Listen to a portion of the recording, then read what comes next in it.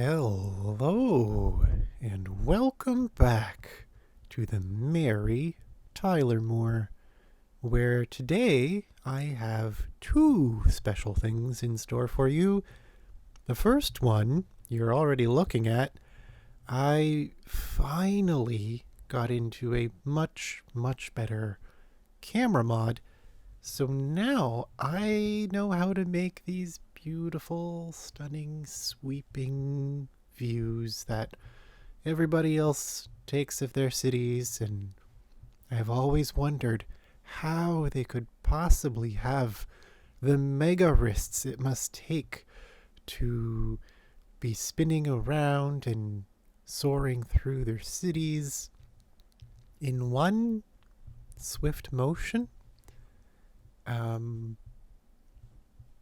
Easy answer is it's a mod. One that I finally subscribed to and learned how to use, though I'm still a little bit sticky with it, but it will continue to improve as I get more and more practice with it. So now we can all look forward to some much more pleasing videos. The last video I made was a total kick in the pants for me in terms of camera work. I cared more about the story itself than I did about the camera shots, and the result was, I think, a rather terrible camera job. But we don't have to worry about that in our future videos because now we get to have a whole go-around view of whatever we want to see. So we'll be certainly delving more into these lovely corners and nooks of my city, and we'll be able to see all kinds of lovely things without it being quite so choppy. But the second wonderful thing I have to share with you today is wonderful news. We are finally going to get around to building out Malalaton. I intended this to be the third settlement to be built in the region, but the two cities, Sophia and Isabella, just kind of organically grew out of one another on this one side of the river, and the other side of the river really only started developing when the country towns came along later on, when we needed uneducated workers. But now we get to make a wonderful space together here in this giant city of the Merry Tyler Moore.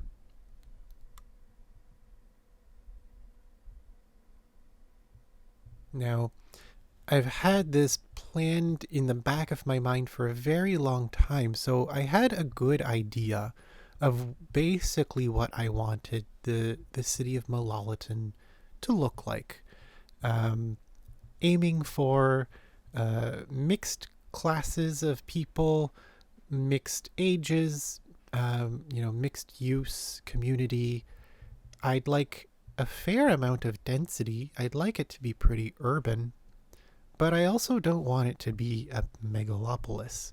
It is a significantly smaller parcel of land than either Sophia or Isabella, and we already have a lot of busy, bustling, major downtown space in the Tyler Moore, and we really just don't need any more. Too much of a good thing, right? So Malalaton is going to be mostly, I would call it middle density, not big sky rises. There will be some single family housing, but most of that is going to be built here in this episode, in the beginnings of the town, as the city, the majority of the city is going to be much denser. More row housing, more apartment buildings, but nothing too tall. Nothing that's going to, need to stagger the workers on each floor of the building to take the elevators in and out at different times of day because there are just so many people in the building that the elevators can't handle it. So it's going to be a mid-density, and a little bit of everything for everybody. I'm going to stick with mostly grid-like development in the streetscape, but I do want to add some interesting bits and pieces along the way so it still has some character. Today we're mostly going to be handling the roads, the transit, and the very first homes to be built in the community, which will be centered closer to Malala Manor, as it'll be mostly a suburban type of development today. Older pre and post-war style wood houses, wood frame homes. I have a lovely set of buildings assets that I just recently got from the workshop. Many thanks to Chrysler Homes, because they are just gorgeous, but we'll get to that later. What I'm doing here and now is just the purely decorative power lines. I'm currently using a version of the 81 tiles mod that allows for all power and water to just be sort of handled across the board. So long as you have the capacity, you don't have to worry about connections. And because I like to play sandbox mode, it's rare that I feel in the zen moment to be laying grids of heating and water pipes across a region. Sometimes I can get into doing that, but for the most part it's a chore that kind of gets in the way of me playing around and having fun. So I like to skip that part if I can. So I do here in the Tyler Moore. We're just going to be fixing these power lines so that they work with the community in an eye candy sort of manner. Going to lay out a bit of the grid. We're going to work on this rail line here that takes workers from downtown Isabella all the way out here to Hidden Forest Station. I'm going to have to rejig some of the trees around here, make sure that the track is all clear, and then we can continue on. I don't want to make a bunch of cul-de-sac here towards the end near the highway, but the roads are going to have to end. I can't build every road as a bridge heading over the highway. There's no need for that much traffic to travel into the forest or the farmland. So there will have to be a form of dead-end streets all along here that won't hamper mobility or accessibility too much. I've got a funky little intersection going here, but that's okay. That will become a thing, I think. That's probably going to end up becoming its own little square, maybe a monument there. We need plenty of connections out of Malalaton because we have Miyagi Motors and McLean's vinyl pressing plants back behind the city here. Malalaton is going to be supplying the workers for those factories. Of course, we all know Miyagi Motors, but the McLean vinyl pressing is named in honor of the Canadian storyteller Stuart McLean, whose Vinyl Cafe series put many a smile on my face for many a year.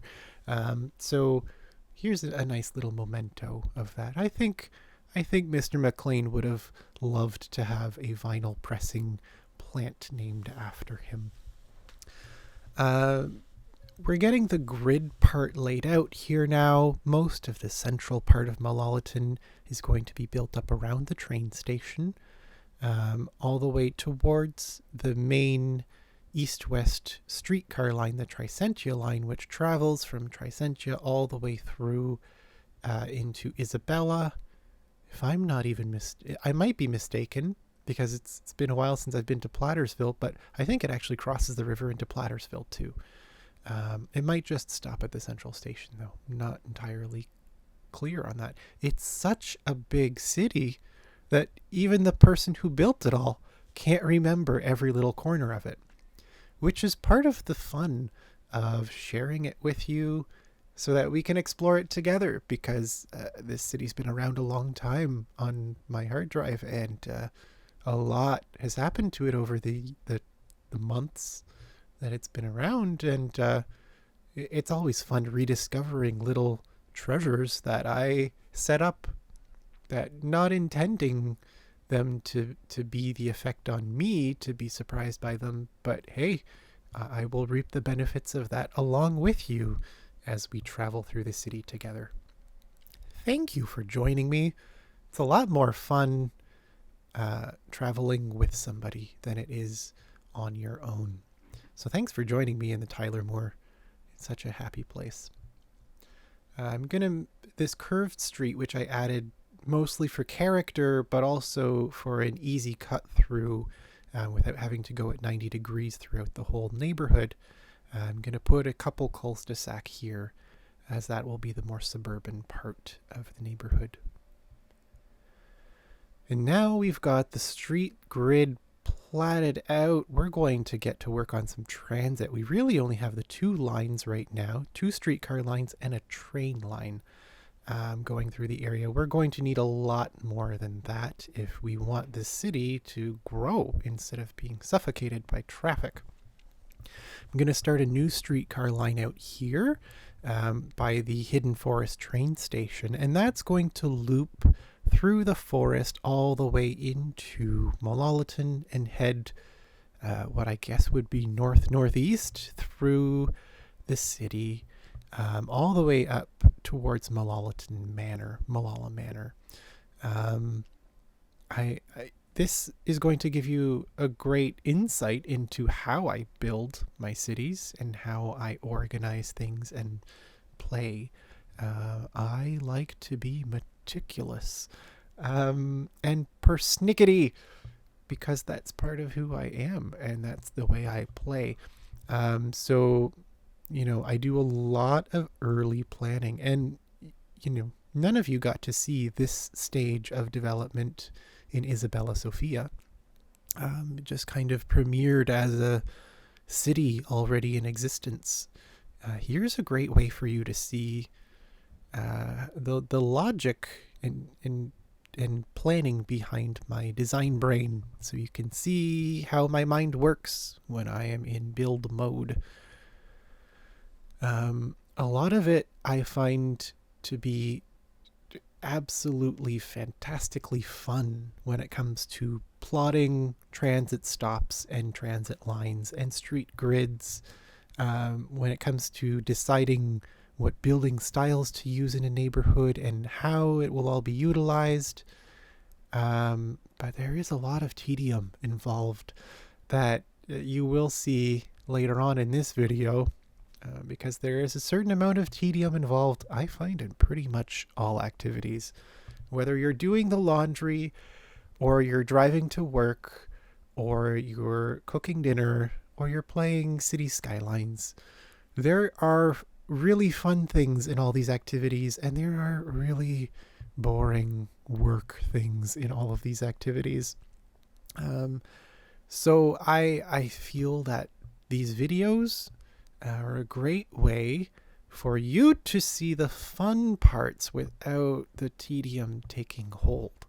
And it's also fun for me, both when I'm editing the videos and looking back on them, that I get to enjoy the Tyler Moore without so much tedium. We're going to build out some new bus lines, so we're getting a bus terminal, which means we've got to fix up these on and off ramps. But that's fine. It needed to be done.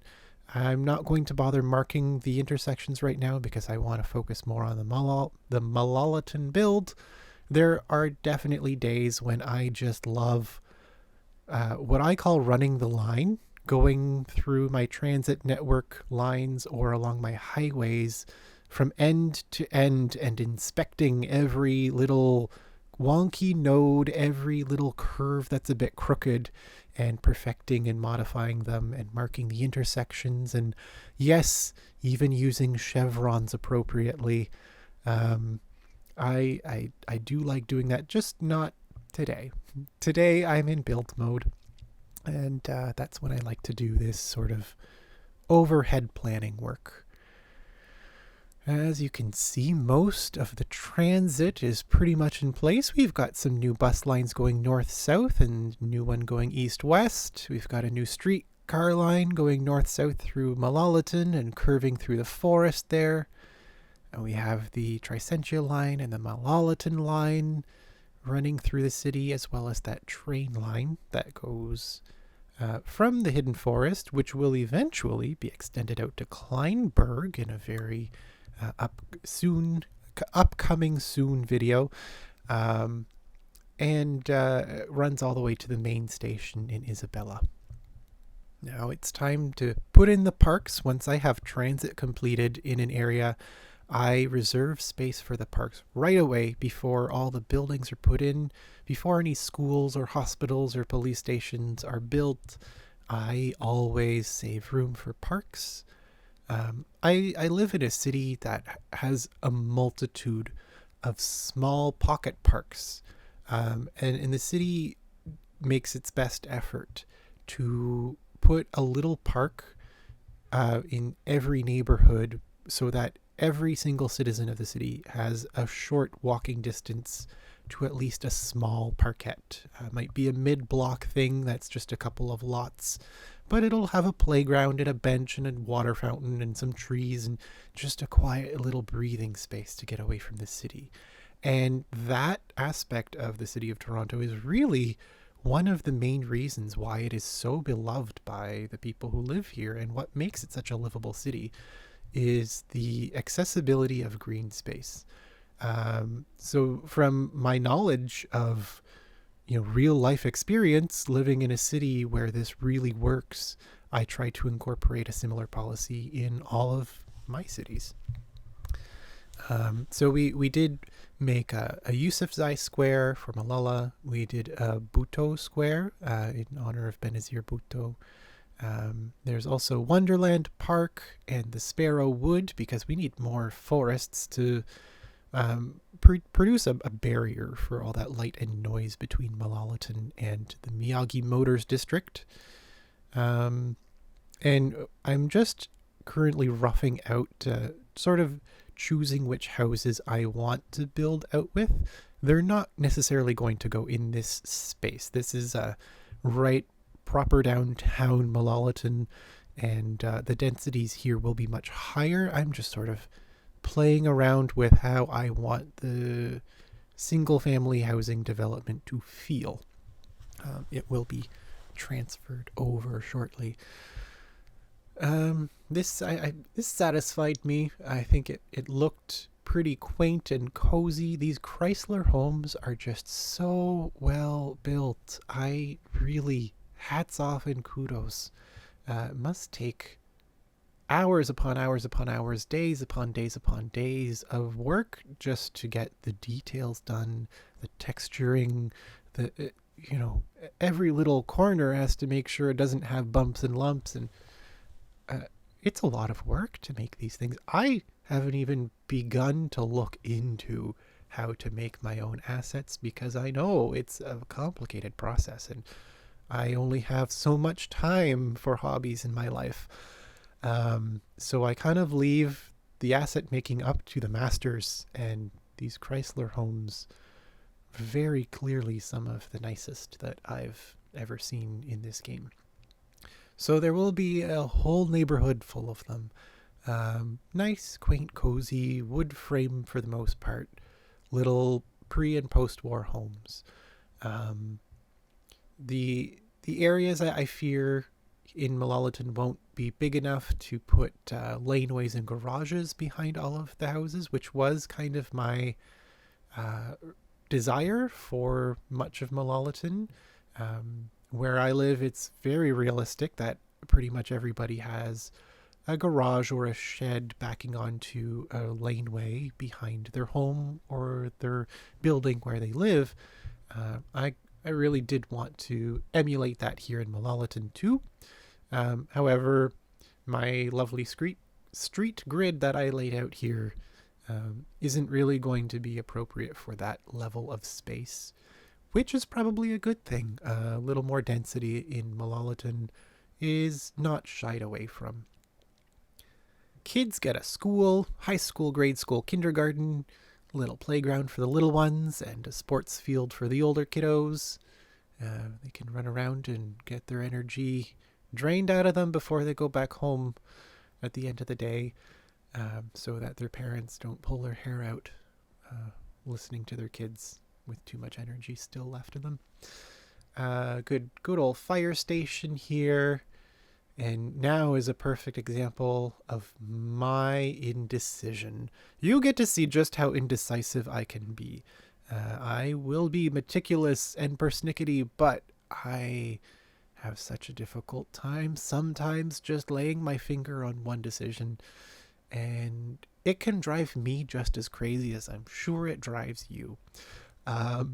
But when I'm building a neighborhood like this from scratch, piece by piece by piece, bit by bit, and I'm putting so much attention to the detail, I really want it to feel in my heart of hearts that the building on this lot is the right one for that space.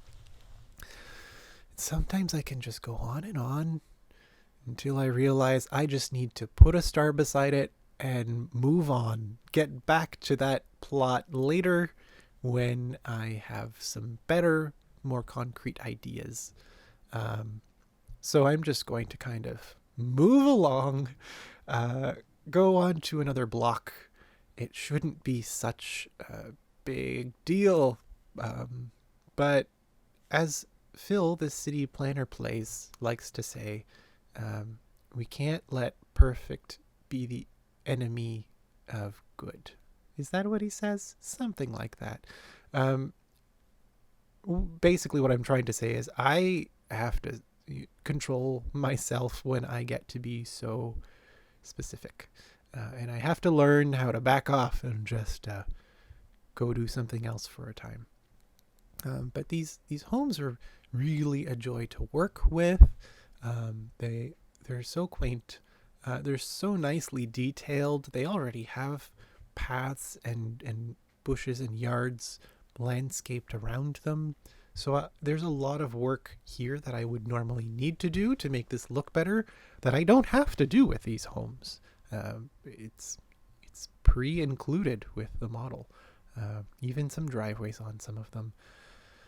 And because of that, lack of effort on my part, or lack of needing the effort on my part to detail even more, I decided I'm going to bite the bullet and do the fences today.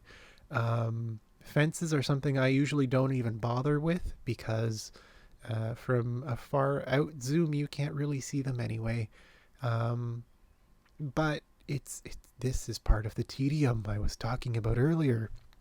It can be time crushing and a little soul crushing to go through and fence off every house and detail every yard.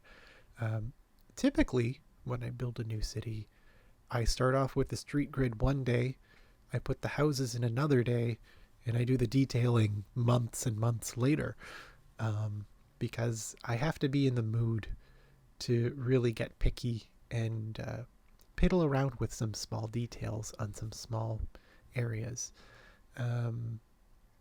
But today I was just feeling, maybe it was the motivation for making the film that kept me going with the detail work.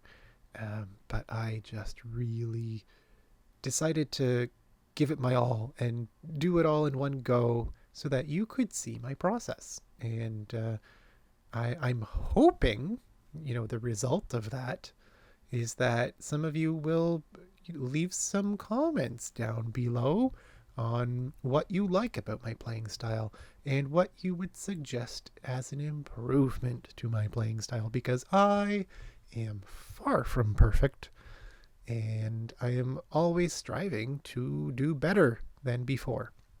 So if you have some tips or tricks on more efficient ways of building meticulous neighborhoods like this, if you have quick tips on how to get prop fences up faster, because I find it very, if you think this is tedious, the prop line tool with some prop fences is extremely tedious. And I have some gorgeous fences that are props that I hardly ever use because it's such a pain to go through. So I like to use just this plain old vanilla wooden privacy fence. And, when months and months have gone by and I come back here to do some detailing work, I'll be able to easily just click to change the fence to any other sort of network-based fence. And that's very simple. I have no problem with doing that. But when it comes to Propline Tool and getting the fence segments to match up right, to not be crooked, to not be overlapping, to get the corners to match up right, there's always a little bit that overhangs or doesn't match up and kind of destroys the plan for the entire lot. So I would really appreciate it if anybody has some quick tips and tricks on doing this even more efficiently. That way the rest of Malalaton can develop out even better. Today we're just going to be focusing here on this suburban area. We're going to be fleshing things out with some trees here now. But this will be the only part of today's video because we're already approaching a 30-minute video again. Time seems to fly when you're having fun with friends. But we'll leave the majority of downtown development Malalaton for another video because that's going to take a great deal of effort. That will probably be several videos to fully flesh out most of Malalaton. But I'm really glad that I was finally able to get Malalaton into a physical form of a town. So it's started. It's not going to stop now. Malalaton will keep going. It will not be just an empty blank canvas any longer. And now I have a fantastic camera mod, so we will be able to go for a short city tour in just a little while. Something I regret I haven't been able to do properly yet, because genuinely my favorite part of city skylines is after I've built a city and I get to roam around on the streetcar lines and go skiing down a mountainside and take a ferry ride to an island park, and just sort of watch the city go by on cinematic mode while I'm folding laundry, while I'm cleaning, while I'm doing work. It's really a great sort of moving art accompaniment to the room when you can just have this lovely screensaver of the city you built going by. So I'm really grateful that you now get to see that without it being all choppy and amateur. Okay, I take that back. It's still kind of choppy and amateur because I'm just getting used to the mod, but that will improve over time. Now, once we get these last few fences hooked up, I think it's about time. It's tour time. Here we go. Nice nighttime view of this lovely, quiet, little sleepy suburban village. All these cozy little homes on a cold, wet January evening with a giant skyline of burning city lights across the river. It's just a beautiful dichotomy between these two. We'll switch on over here to Malala Manor and the beautiful formal gardens. There will be a lot of planting going on in the spring once the ground thaws, but right now it's mostly just hedges. And the estate itself, the manor house, looks pretty quiet. I don't think there are any events in the manor hall tonight, and looks like the chapel's pretty quiet too. Oh, but the library's got all the lights on. Malala Manor Library, built separately for fire safety, so the whole thing doesn't go up if there's a small kitchen fire. But they're probably having a book signing in there right now. Oh, they're signing some sort of fun event on a cold night. Thank you so much for joining me. I really look forward to giving you better camera tours of the Mary Tyler Moore, and I hope you'll join me soon. Bye bye.